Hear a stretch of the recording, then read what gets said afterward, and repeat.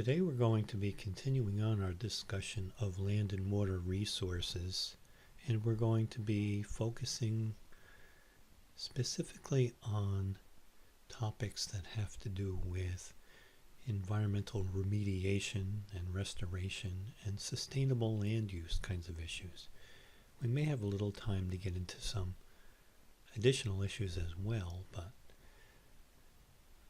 let's see how long it takes us to get through those multiple topics first. We still have a bit of unfinished business concerning the topic of wetlands, however, from last time. So let's talk a little bit more about that first. We're looking here at another kind of palustrine wetland, a marsh, although there's also a significant amount of open water here that is always open, and that would fall more into the heading of lacustrine wetlands. Let's finish the topic of wetlands by looking at this system here. This is a lacustrine system, however, it is one that has a rather interesting kind of history that allows us to make some points about environments in general. This is a pond on the campus of the University of Connecticut, surrounded by agricultural lands, part of the College of Agriculture campus. And today it is a place that is surrounded by mature trees, and it is permanent water throughout the year. However, the first time I saw this place was in the early 1970s, and back then it was simply a bulldozer scrape that was a consequence, I believe, of a building which was being constructed nearby, as well as a parking lot. And it started to fill with water after that time, and over a period of years it developed a marshy border,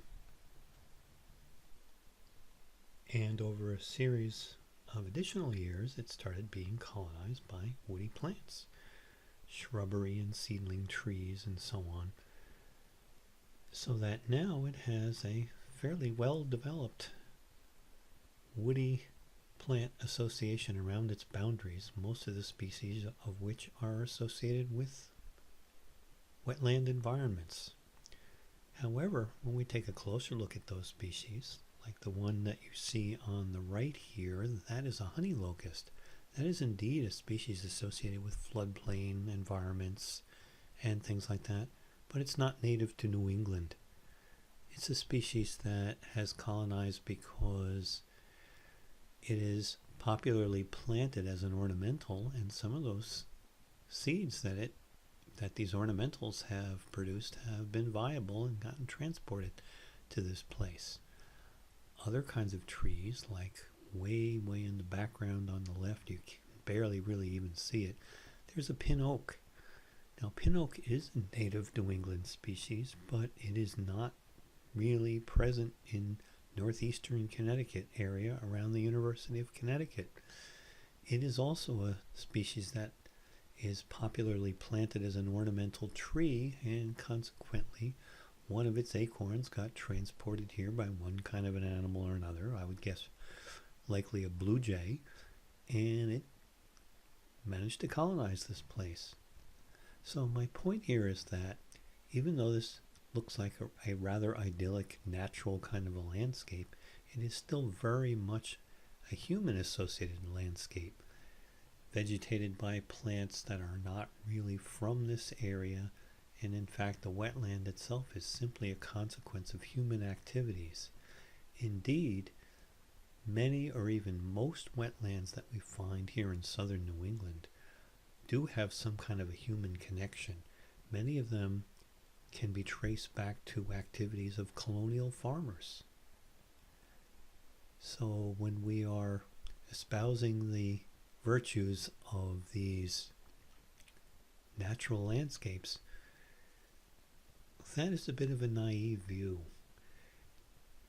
These natural landscapes have been affected by human activities for many centuries and continue to be and will continue to be into the future. Let's now turn our attention to the topic of land conservation, how it is that land gets set aside as conservation land. This is generally done by public entities like governments, and this can be either federal, state, or local governments, and we've talked about some of those kinds of things in the past. However, private entities like land trusts can also preserve land. There are various sorts of approaches to protecting land as conservation land. One common way is to simply purchase land outright and set it to a conservation purpose. This is often what public agencies do, although land trusts also may do this when they are well funded by benefactors and so on. Another approach is to not purchase the land outright, but to purchase the development rights of the land. This is often done by town governments as well as land trusts. It's a less expensive option where landowners retain the rights to their land, but they give up the right to build upon it.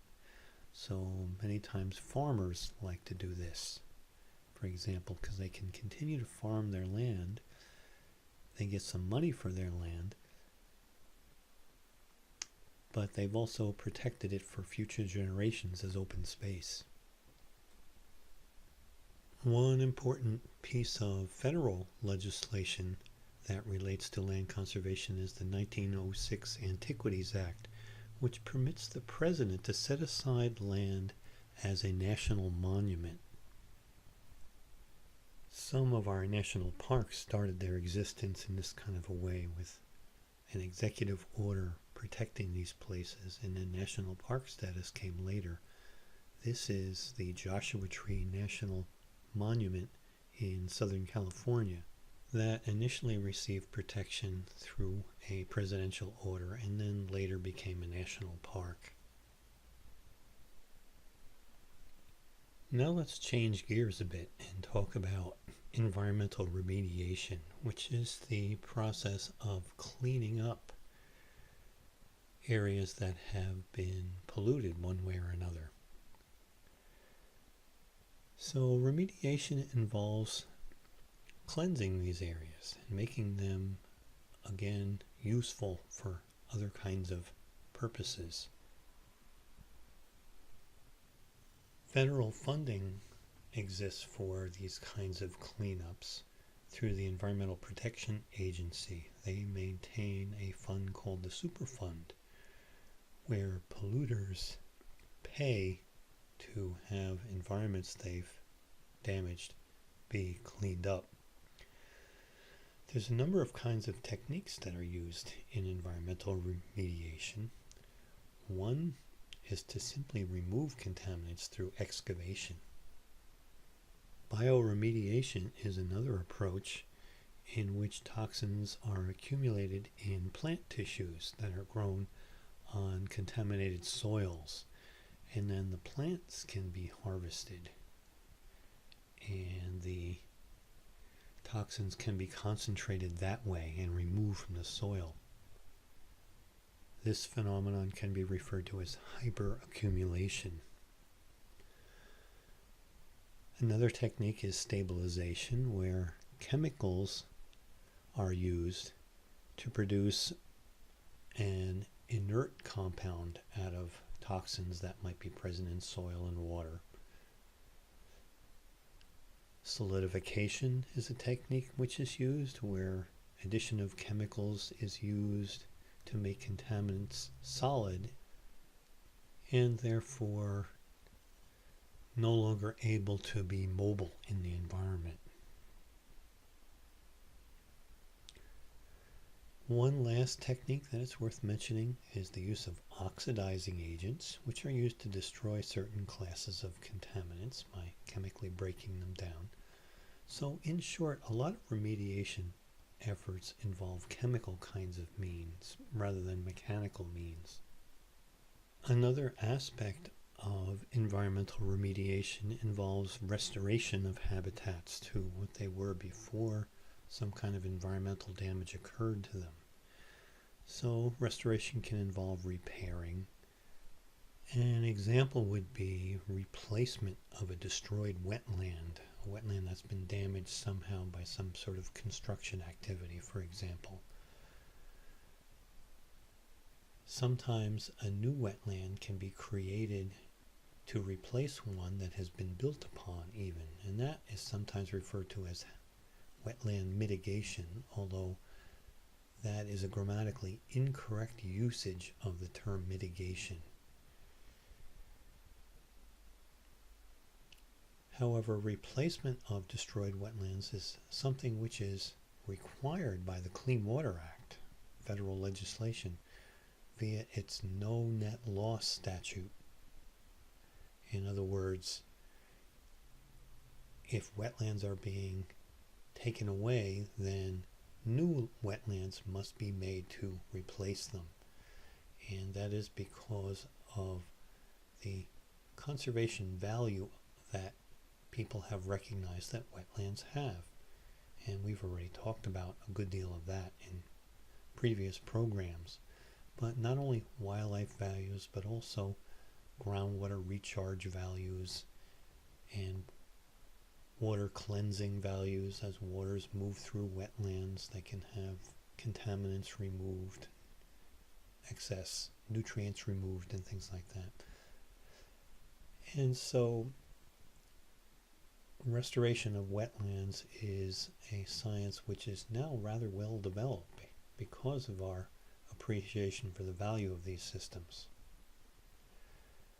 The wetland that you see in the background here is one that is undergoing restoration. This area had been a wetland near a highway interchange that was damaged by the interchange development. But now, as the interchange is being completed, the wetland in this area is being restored back to a functional natural system again.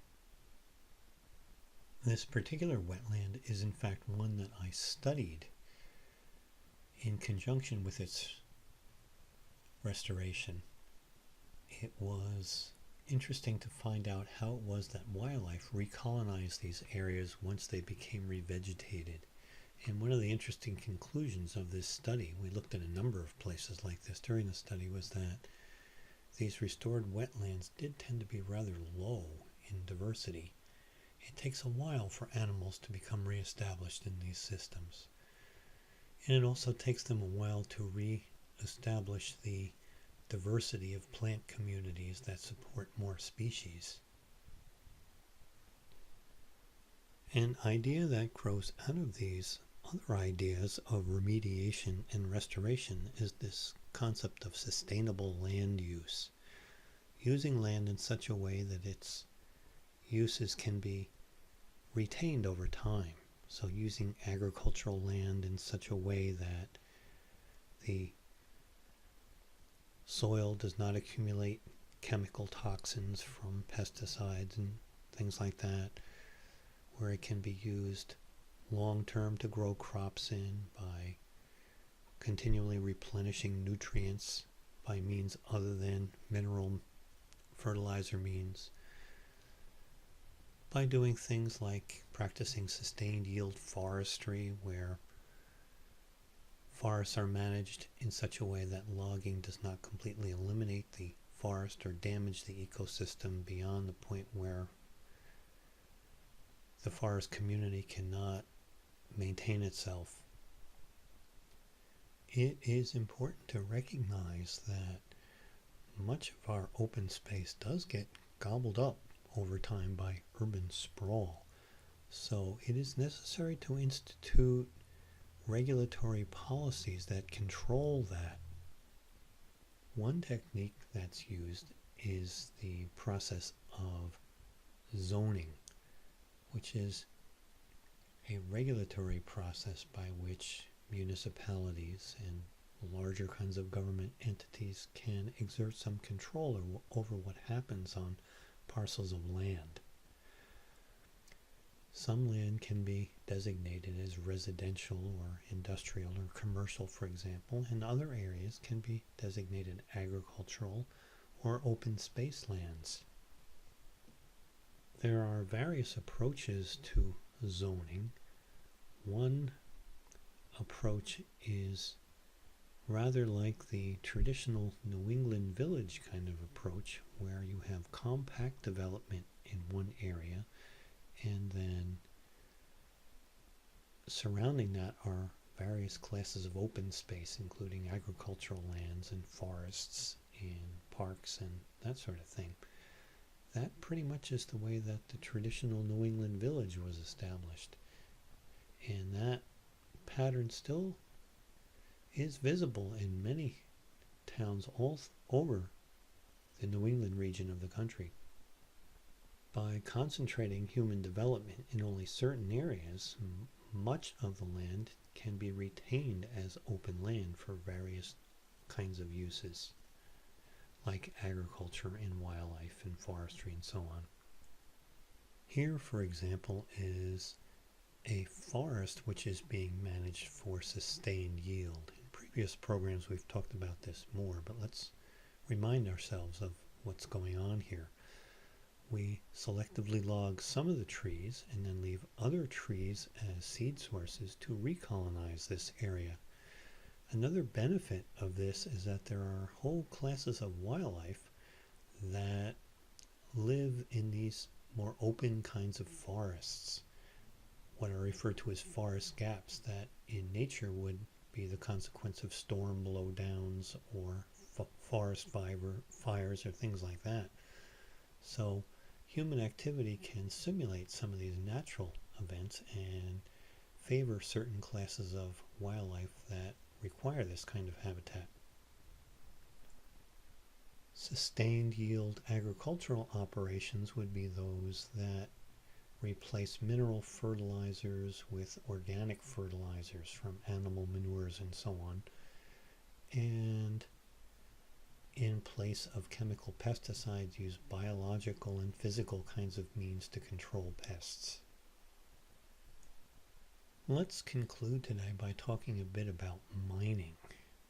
Now, our overall topic is land and water resources, and various classes of resources that exist in the land can be mined. By and large, these kinds of things are not sustainable long term, however, because there's no replenishment of things like minerals and metals and coal and oil and various kinds of earth products like that. So mining ultimately is not something that we can sustain. There is a finite amount of many of these kinds of materials, and so once they have all been mined, then the only alternative for many of them is recycling. So I'm thinking particularly of things like metals and other classes of minerals. But even things like gravel, the rate at which natural processes produce new gravel is very slow, so we can use it up faster than it's being made. And certainly the same is true with fossil fuels like coal and oil. The earth still can make those things, but at nothing like the rate at which we consume them. And of course the earth doesn't even make these things at a sustained kind of a rate. There were only a few periods in earth history when the materials that gave rise to coal and oil today were rapidly being manufactured by the planet. So most of our fossil fuel deposits were laid down during what is referred to as the Coal Age, the Pennsylvanian and Mississippian periods in Earth history. Now, mining itself is carried out using a variety of different kinds of techniques. The mine that usually comes to mind when we think about this is the subsurface mine, where shafts are burrowed into the earth and minerals are extracted from the rocks that are removed. However, surface mining is also widely used, the so-called open pit mine, where surface layers of soil and rocks are removed to access the materials of interest that are beneath them. Another technique is called leaching, where we can remove water-soluble minerals by leaching them out with water. Now, mining can, in addition to producing valuable products that all of us use every day, also have a number of unintended kinds of negative consequences. So, for example, water draining from mines and mine tailings that are rained upon can produce a very acidic leachate, high in things like sulfuric acid. And so streams around mine areas are often highly acidic, and of course a lot of living organisms do not do well in very acidic environments.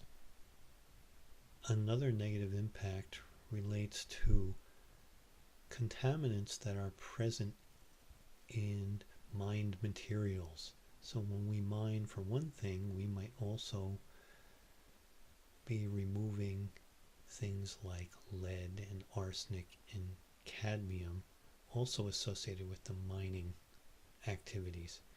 And we may not be interested in mining those things directly, but they can be left afterwards and then can also pollute surrounding lands and water.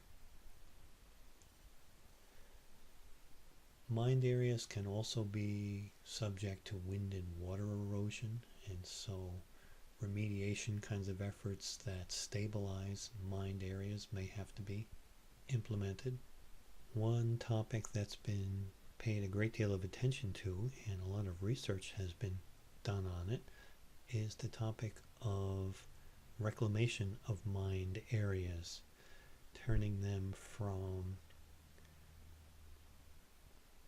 areas that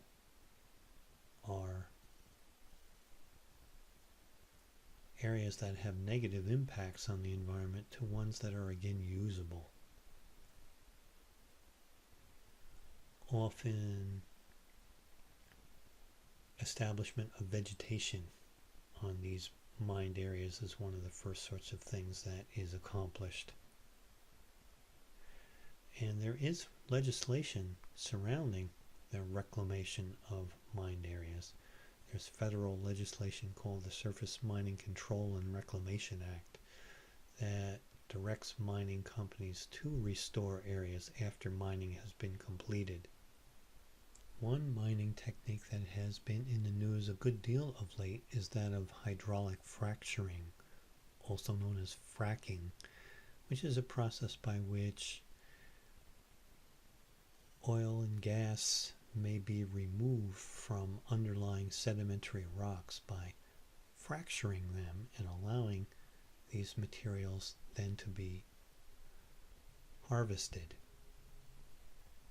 This is accomplished by injecting water and chemical additives into rocks at high pressure, which fractures them and provides pathways for oil and gas to follow so that they can be removed from these formations. Now, some negative issues are beginning to become apparent as this hydraulic fracturing is practiced over greater areas of the continent of North America. Some of the chemicals that are used in the fracking process appear to be contaminating groundwater, and as natural gas is released during this process, some of that can also contaminate groundwater. And so right now there's a good deal of research being done on how to remediate these potential negatives from the fracking process. Now, one thing to keep in mind about these kinds of mineable resources is that they are not uniformly distributed about the globe. So, for example, much of the world's remaining easily recoverable oil is present in the Middle East. Although, with the advent of hydraulic fracturing, North America has again become a major global location for oil and gas production. Coal, another one of these fossil fuels, is also not uniformly distributed about the planet. And here, North America is one of the principal locations where coal is found. Rare earth minerals are another class which are not uniformly distributed. China contains much of the world's easily recoverable deposits of rare earth minerals, although there are significant deposits also in North America and elsewhere around the world. Now, one thing to keep in mind also is that a lot of these materials are eventually going to become depleted altogether. There won't be any more natural deposits of these things. So again, the only way to obtain certain kinds of minerals, like these rare earth minerals, is to recycle them. So on that note, we will end for today. Next time, we'll talk about fisheries and globalization, and that will be our final episode in this series.